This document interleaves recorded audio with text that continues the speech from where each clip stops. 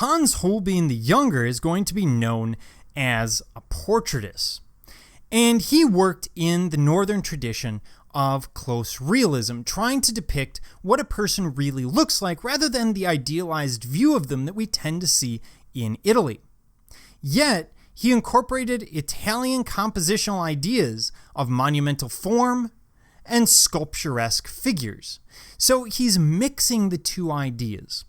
And that's what we see a lot in Northern Europe. Not only the Northern European ideas, but especially after Dürer, we start seeing that Italian influence coming in. It becomes acceptable to do, acceptable to look at. And we're going to be looking at his French ambassadors of 1533. By the way, a massive painting. These ambassadors are nearly life-size. Now, both men are being depicted as ardent humanists.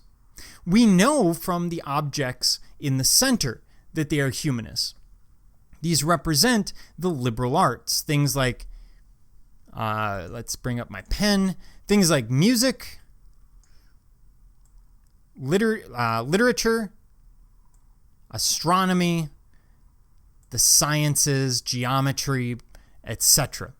So these are basically telling us that they are very educated people without them coming out and saying, hey, I have an IQ of 173, which of course doesn't work even today. And you all know someone who's done it. So when we look at these objects, not only do they represent their knowledge and their abilities, but they're also represented in an incredibly detailed fashion. It looks like we can reach in and actually pull these objects out. The reason he's able to do that is, again, the use of oil paints and probably the use of something called a camera obscura, something that we will get to down the line. Now, there's one other interesting element to this painting, which is the skull. And this skull is at their feet. And here there's a picture of the skull if you're looking straight on at the painting. And here if you're looking from an angle.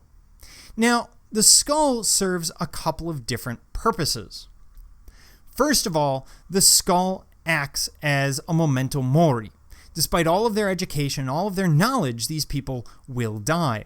But secondly, it's a way of the artist showing off. Look at what I can do. I can create something that, when seen from the proper direction, looks perfect, but when seen from straight ahead, looks distorted. It's like those sidewalk chalk images, where if you're standing at just the right point, it's an incredible illusion, but if you stand anywhere else, well, it doesn't make a lot of sense.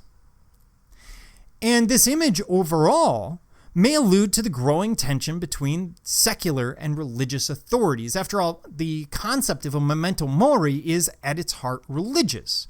The idea that you could die at any time and therefore you need to basically make peace with God.